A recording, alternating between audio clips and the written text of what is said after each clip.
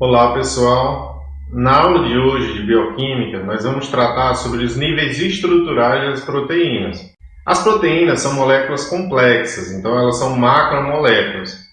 Essas moléculas complexas elas vão se organizar em diferentes níveis, o que faz com que uma proteína tenha uma determinada função, ou seja, o que faz com que uma proteína tenha a função de hormônio ou tenha a função de anticorpo ou uma função estrutural está diretamente relacionado justamente à sua estrutura. Essa estrutura ela leva em consideração a sequência dos aminoácidos, ou seja, a sequência de aminoácidos que são adicionados na cadeia polipeptídica, mas ela também leva em consideração as interações que acontecem entre os diferentes aminoácidos para que a gente tenha as ligações, como, por exemplo, as ligações de sulfeto, mas também as interações hidrofóbicas e outros tipos de interações que acontecem entre aminoácidos. Essas ligações e interações elas vão contribuir para a formação das estruturas secundária, terciária e quaternária que acontecem em proteínas. Para que a gente possa estudar as características das proteínas, é necessário inicialmente uma purificação dessas proteínas. Ou seja, a quebra entre essas ligações para que a gente possa observar a presença de aminoácidos, assim como a sequência de aminoácidos. Na estrutura tridimensional da proteína, nós vamos observar justamente os sítios ativos e as conformações que contribuem para a atividade da proteína. Já na estrutura primária, o que vai importar é justamente a sequência de aminoácidos. Todas as conformações que acontecem na proteína elas dependem justamente da sequência de aminoácidos que é adicionada. Então, a aula de hoje sobre proteínas terá um enfoque sobre a sua estrutura. Falaremos inicialmente sobre a purificação de proteínas, logo depois nós falaremos sobre a estrutura primária, sobre a estrutura secundária em alfa-hélice e em fitas e folhas beta. Falaremos sobre as alças e voltas, características da estrutura secundária, sobre a estrutura terciária das proteínas, estrutura quaternária e sobre as pontes de sulfeto. As proteínas podem ser descritas como uma cadeia de aminoácidos unidas por ligações peptídicas. Mas as proteínas não são moléculas lineares, elas são dobradas em forma de compactação. Essas dobras características das proteínas acontecem justamente devido às interações entre os aminoácidos. Então, nós vamos observar na aula de hoje como que essas interações vão acontecer, como que as ligações vão acontecer, fazendo com que a proteína adquira a sua estrutura, que está diretamente relacionada com a sua função, com a função que a proteína exerce. Isso quer dizer que se uma proteína perde a sua estrutura, ela também perderá a sua função. Esse processo de modificação estrutural de proteína que faz com que ela perda a sua função é chamado de desnaturação proteica. Então, a desnaturação proteica é um evento que faz com que você tenha a perda da estrutura tridimensional da proteína e, portanto, a perda da sua função. O estudo sobre a sequência de aminoácidos de uma proteína contribui também para que a gente possa desvendar as relações filogenéticas que ocorrem entre os organismos vivos. Dentre as proteínas muito estudadas, nós temos, por exemplo, o citocromo C. A partir da sequência de aminoácidos do citocromo C, é possível observar o quanto determinados grupos são aparentados ou não filogeneticamente falando. Então vamos observar essa árvore da vida considerando a sequência de aminoácidos do citocromo C. Em cada ramo dessa árvore filogenética, a gente consegue observar justamente a relação de parentesco entre os grupos. Então você consegue observar em um ramo mais claro a presença justamente das bactérias, então do domínio bactéria, e nesses ramos mais escuros a gente tem os organismos eucariontes. Então, dentro dos organismos eucariontes, se você for observar, a gente vai ter à esquerda justamente os fungos, então você tem o gênero Cândida, o fermento de pão, e o gênero Neuróspora. A gente tem no ramo central um grupo onde a gente vai ter justamente os animais, Então, nesse clado, a gente vai ter justamente as relações filogenéticas estabelecidas pelos animais. A gente consegue notar, por exemplo, a relação de parentesco filogenético entre homens, chimpanzés e outros primatas, como os macacos, assim como a relação que esse grupo de primatas estabelece com outros mamíferos, como, por exemplo, porco, vaca, ovelha e cão, que são também mamíferos e, portanto, são parentes próximos. Então, as proteínas de organismos que são filogeneticamente próximos, elas possuem uma similaridade na sequência de aminoácidos muito maior do que entre aqueles grupos que são filogeneticamente distintos. Então, se a gente pegar, por exemplo, o citocromo C de um humano e comparar com o citocromo C do trigo, por exemplo, nós vamos observar que a sequência de aminoácidos ela é muito distinta. E ela vai ser ainda mais distinta se nós compararmos esse citocromo C com o de uma bactéria. Para estudar a presença dos aminoácidos e a sequência dos aminoácidos em uma proteína, é necessário que a gente faça a quebra das estruturas da proteína. Mas como que é possível realizar essa quebra? A gente usa, por exemplo, para quebrar proteínas, enzimas que são denominadas de proteases.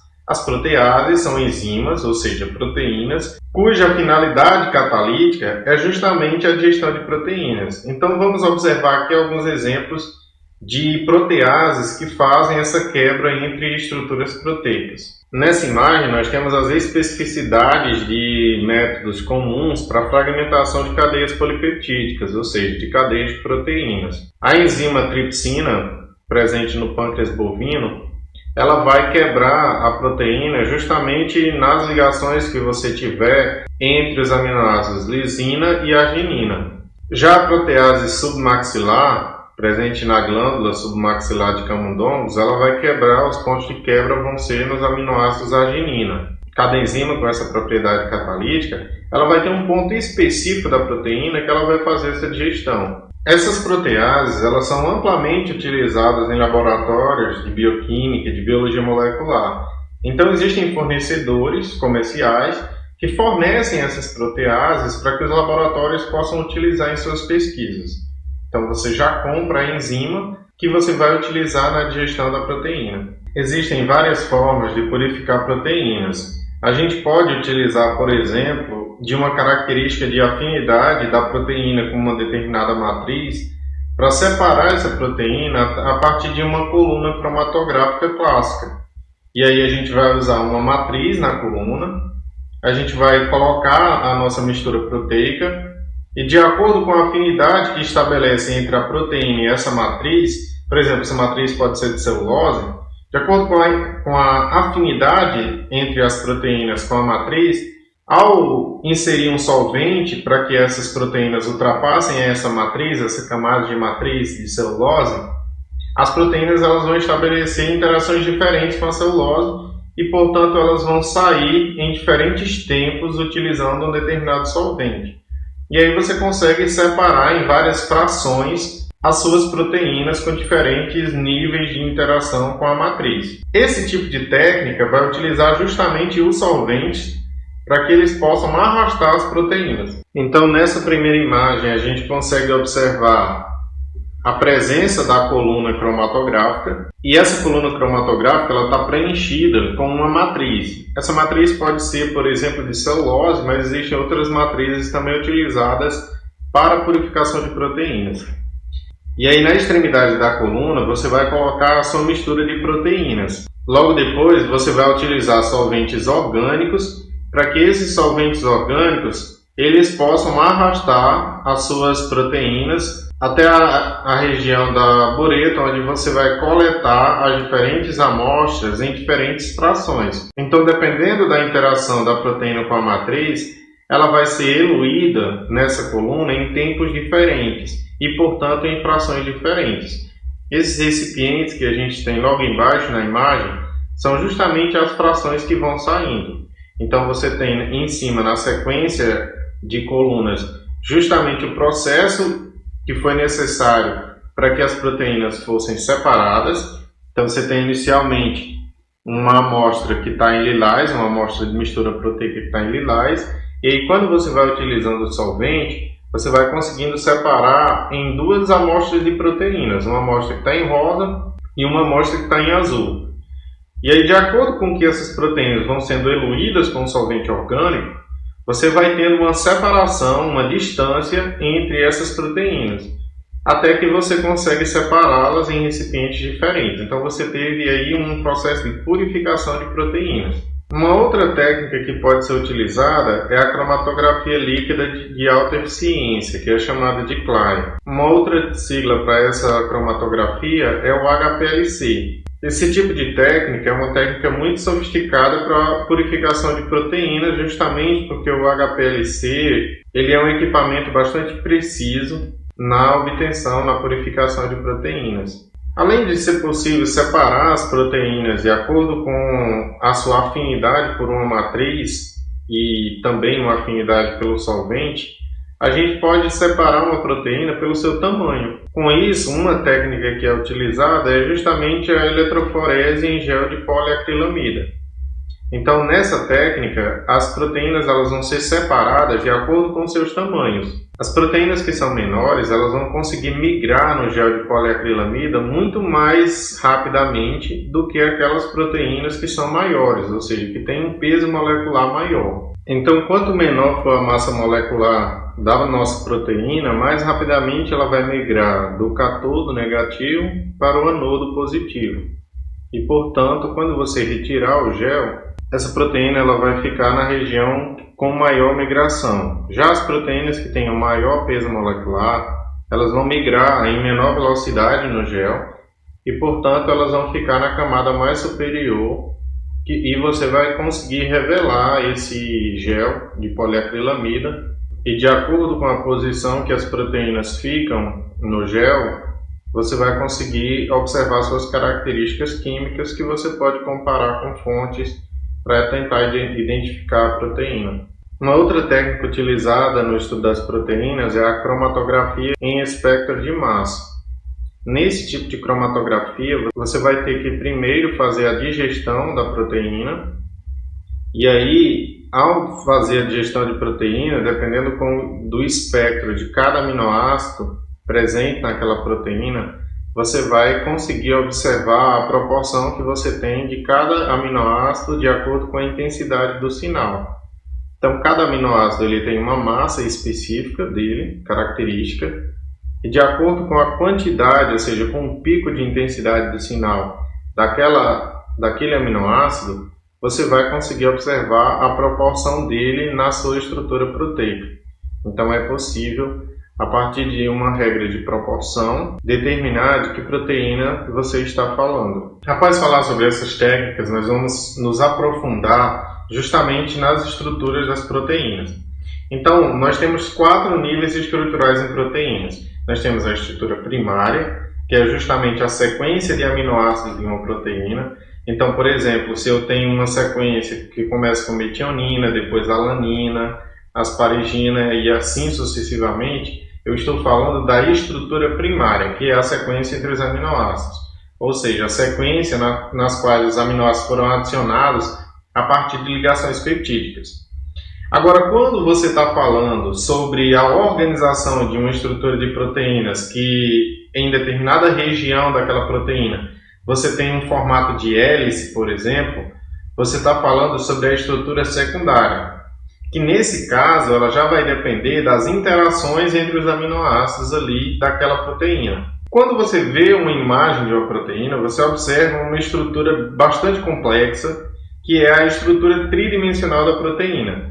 Então, essa estrutura tridimensional da proteína, ela vai estar relacionada diretamente com a sua função, justamente porque o sítio ativo da proteína, ou as regiões de afinidade daquela proteína, elas vão estar relacionadas com esse formato, que é a estrutura terciária de proteínas.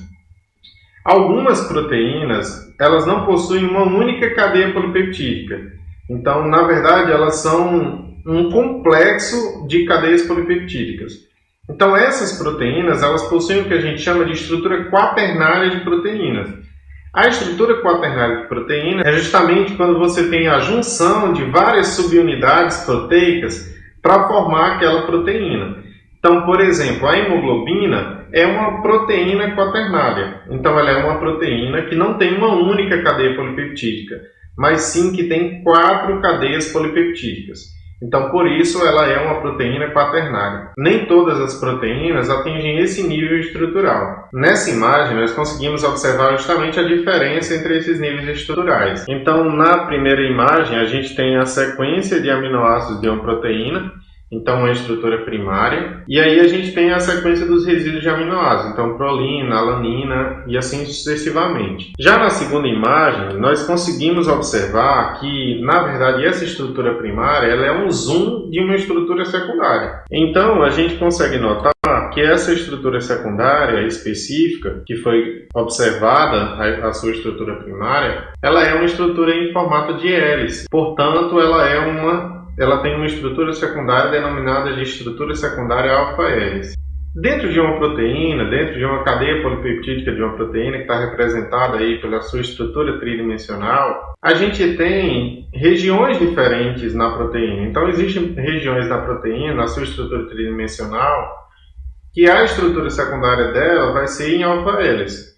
Mas tem outras regiões daquela proteína que vão ter uma estrutura secundária em formato de folhas beta.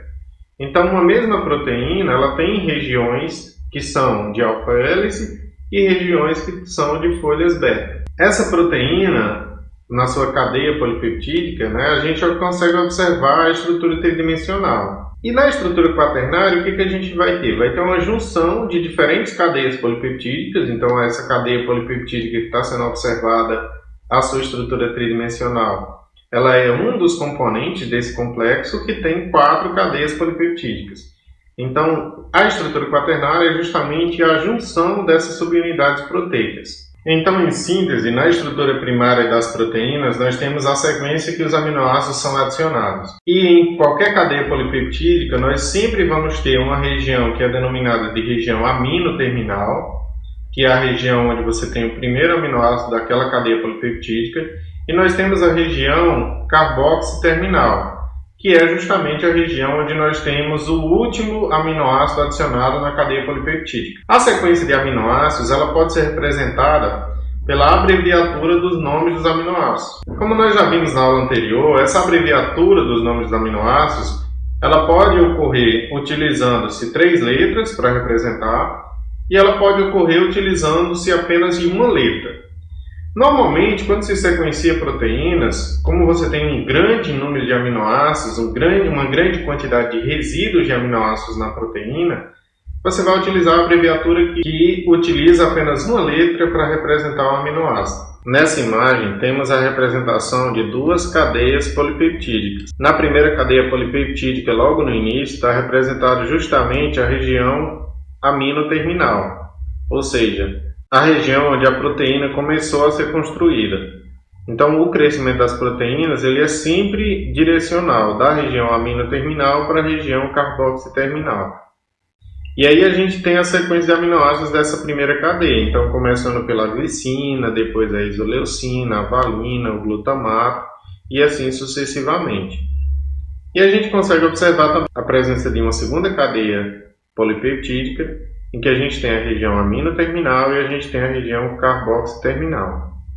E a gente consegue notar que entre os aminoácidos representados por C, que são justamente os aminoácidos denominados de cisteína, aminoácidos que possuem enxofre na sua cadeia lateral, ocorrem a presença de ligações que são chamadas de ligações de sulfeto. Essas ligações de sulfeto são ligações covalentes, então são ligações fortes e que contribuem para a estabilidade da molécula proteica. Essa sequência de aminoácidos são justamente da insulina bovina, então uma proteína com função hormonal. Logo, na estrutura primária de proteínas, nós vamos observar o número e a sequência dos aminoácidos.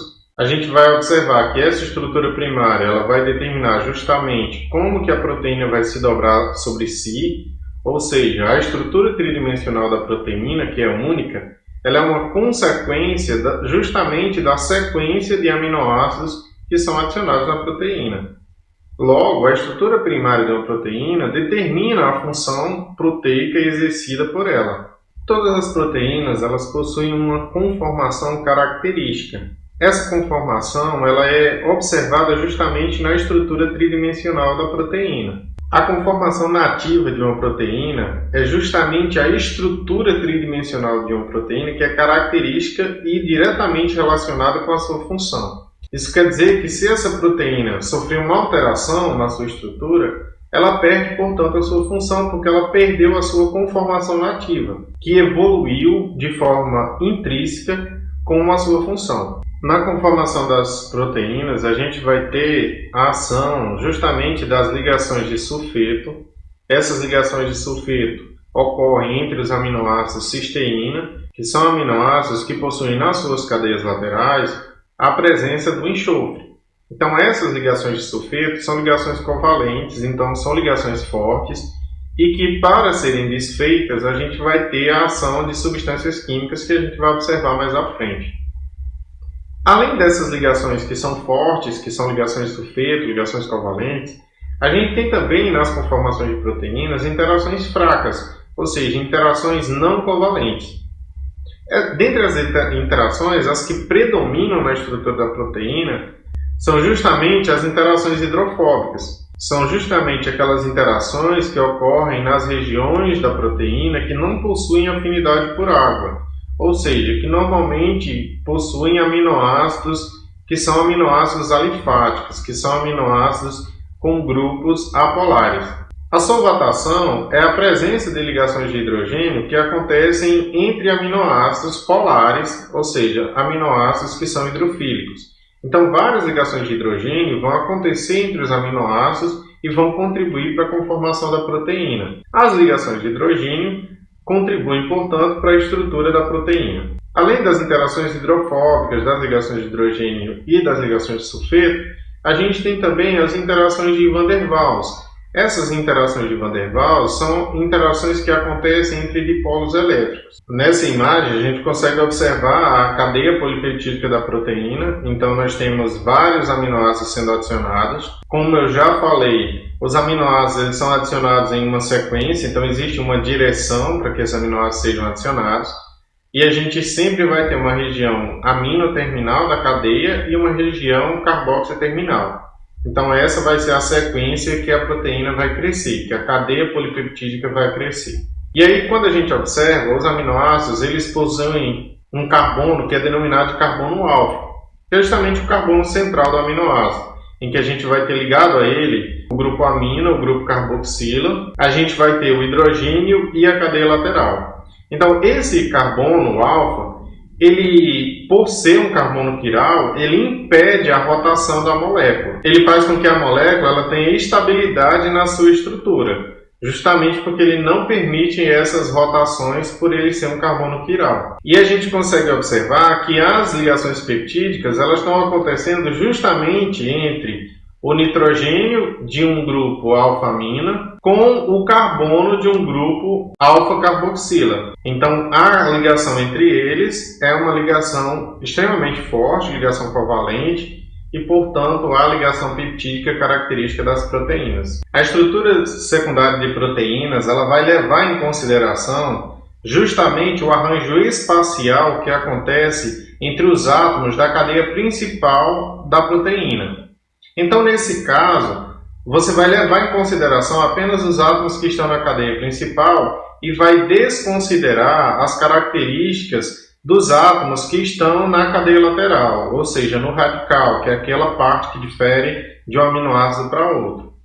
Dependendo dos ângulos que se formam entre as ligações desses aminoácidos, entre os ângulos de conformação desses aminoácidos, a estrutura secundária desses fragmentos proteicos ela vai ter dois tipos principais de características. Ela pode ter uma conformação em hélice dos ângulos, ou seja, a estrutura secundária vai ser em alfa-hélice, ou ela pode ter uma conformação num formato de folhas beta-preguiadas, que são justamente o outro formato de estrutura secundária de proteínas. Então, no caso da estrutura secundária, a gente vai ter uma relação direta com o arranjo espacial dos átomos principais da cadeia polipeptídica. Então, se você pega uma estrutura tridimensional de uma proteína, você vai ter sempre regiões que são alfa-hélice e regiões que são folhas beta, dependendo dos ângulos de conformação dos átomos da cadeia principal. Nessas imagens, nós temos assim, diferentes pontos de observação a estrutura secundária de proteínas denominadas de alfa-hélice.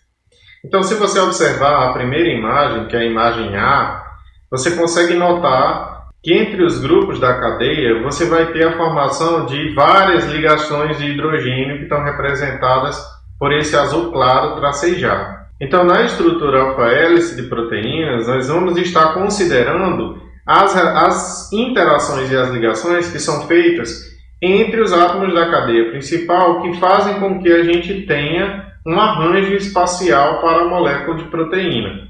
Essas ligações vão acontecer, sobretudo, entre os oxigênios que possuem uma carga levemente negativa e os hidrogênios que possuem uma carga levemente positiva. Então você vai ter a formação das ligações de hidrogênio. Da mesma forma, a gente consegue observar nas folhas beta, que são formas também de estrutura secundária de proteínas, que a gente tem a presença de várias ligações de hidrogênio entre os átomos que são da cadeia principal. Ao falar em átomos da cadeia principal, vocês precisam relembrar um pouquinho de como é a estrutura de um aminoácido. Então a gente tem sempre um carbono alfa. Esse carbono alfa está ligado a um grupo carboxila, que é o COH. Ele está ligado a um hidrogênio, está ligado a um grupamento alfamina e a uma cadeia lateral.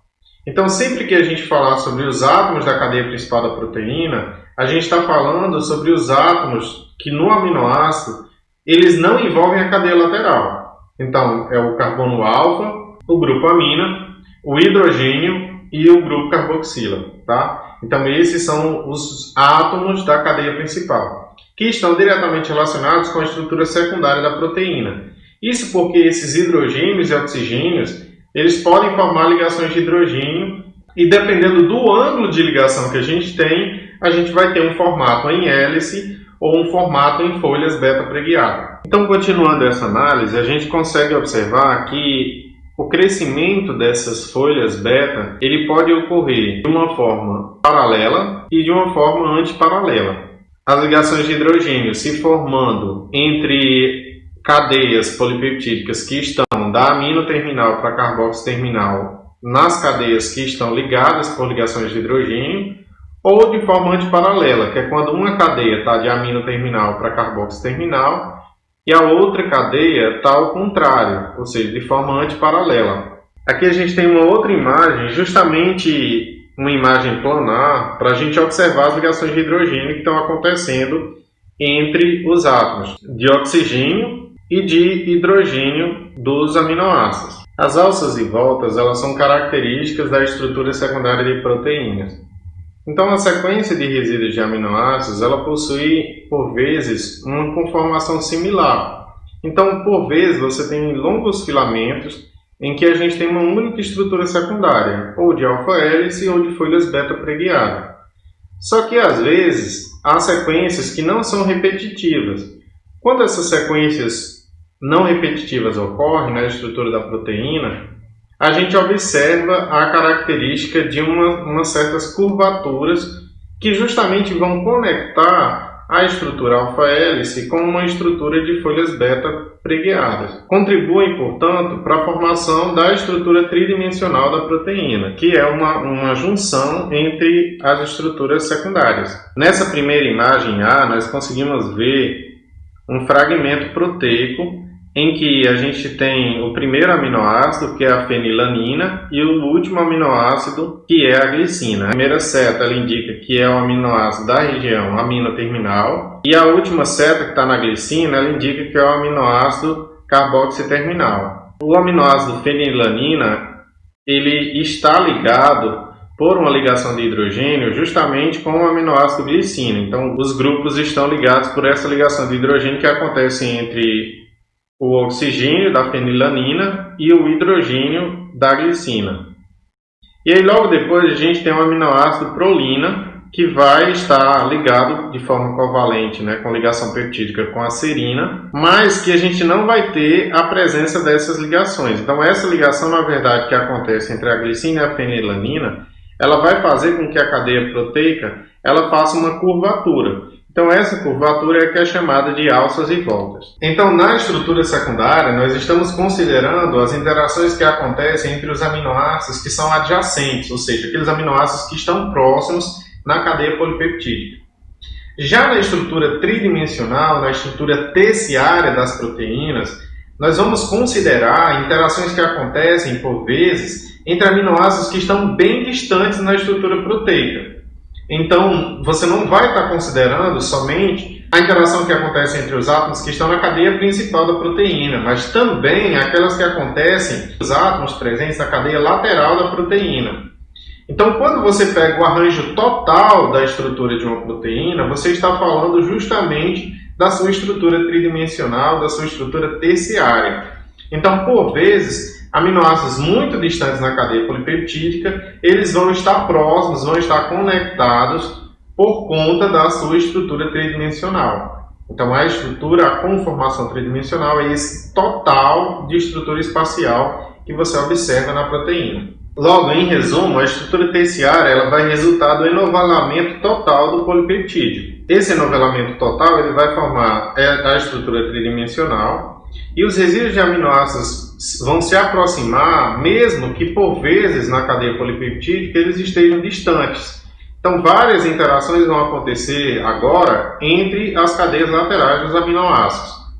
A estrutura secundária ela foi estabilizada por ligações de hidrogênio entre os hidrogênios das amidas e os oxigênios carbonílicos. Já a estrutura terciária ela vai ser estabilizada por interações não covalentes, sobretudo por interações hidrofóbicas, que são interações entre os grupos apolares das cadeias laterais, que fazem com que esses grupos eles não tenham afinidade por água. Interações entre grupos hidrofóbicos, justamente aqueles grupos que não são solúveis em água, então eles vão se atrair justamente por essa falta de afinidade por molécula de água, que é uma característica que é consequência de serem grupos apolares. Nós temos aqui a ilustração de várias estruturas terciárias de proteínas. Então nós temos a representação da albumina sérica, do citocromo B, dentre outras proteínas. E a gente consegue notar justamente que, como você está considerando a estrutura de toda a proteína,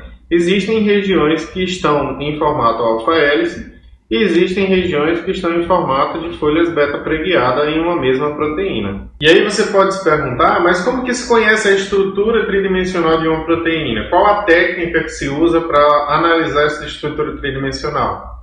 Bem, a estrutura tridimensional da proteína ela pode ser observada a partir de uma técnica que é chamada de difração de raio-x. Essa técnica ela foi descoberta por Rosalind Franklin e ela contribuiu justamente para o estudo da molécula de DNA. Então é a mesma técnica que pode ser aplicada para estudo de proteínas ou para estudo de DNA. O estudo das proteínas em si ele faz parte de um ramo da bioquímica que é denominado de proteômica. Então, os especialistas que estudam as proteínas, eles estão em uma área denominada de proteômica, enquanto quem estuda DNA vai estar numa área denominada genômica. Como eu já falei inicialmente, nem todas as proteínas vão possuir apenas uma cadeia polipeptídica.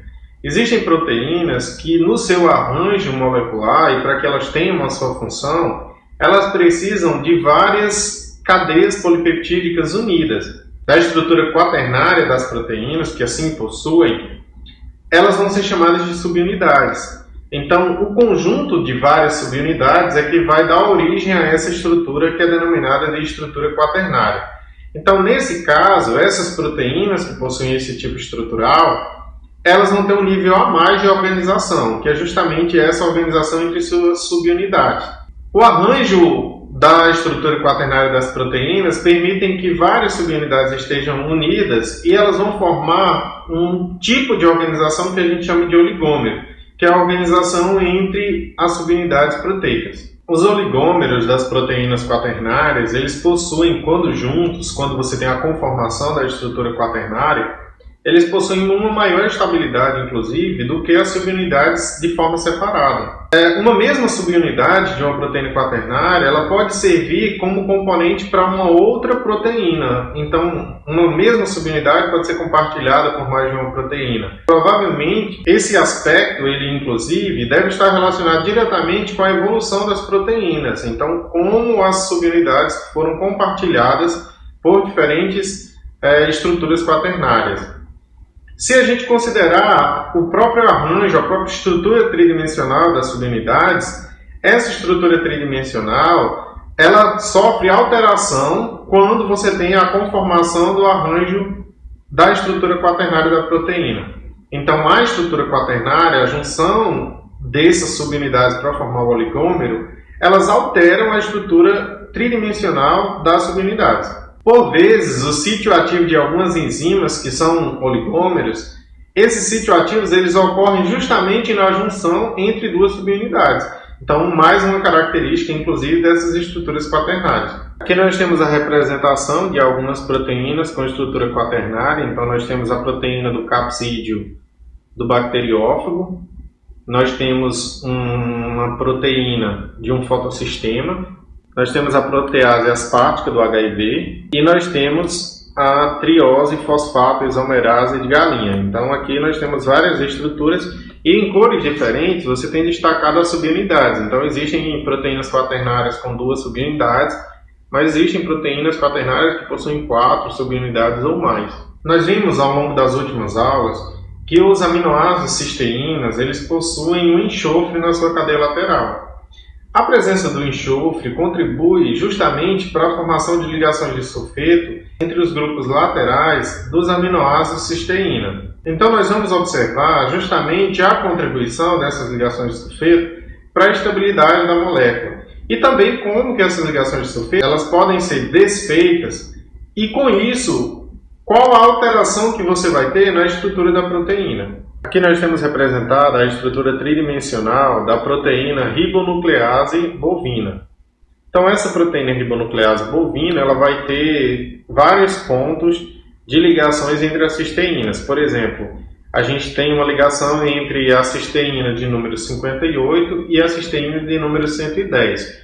Como a gente falou inicialmente, na estrutura tridimensional, a gente consegue observar que aminoácidos que estão muito distantes na cadeia polipeptídica, eles acabam se aproximando por conta das ligações que acontecem entre suas cadeias laterais que contribuem para a sua estrutura tridimensional. Então, as ligações de sulfeto, elas vão estar diretamente associadas com a estrutura tridimensional das proteínas.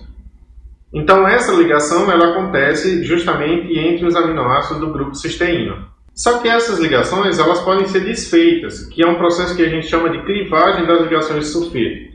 Existem substâncias químicas que podem ser utilizadas para romper essas ligações, justamente por esses componentes interagirem com o enxofre da cadeia. Então, quando uma proteína ela é tratada com um excesso de um determinado composto, o 2-metacaptoetanol, você vai ter um processo de reação que quebra essas ligações de sulfeto. A quebra das ligações de sulfeto alteram, portanto, a estrutura tridimensional da proteína. A consequência disso é um processo de desnaturação. As proteínas, quando elas são desnaturadas, elas perdem as suas funções biológicas. Então, isso tem uma interferência direta para o metabolismo da célula. Então, determinadas substâncias podem ter um dano em nível de proteínas que pode comprometer a vida, inclusive. Na aula de hoje, nós falamos sobre os diferentes níveis de organização de proteínas. Na próxima aula, nós vamos estudar um pouco sobre as funções relacionadas às proteínas.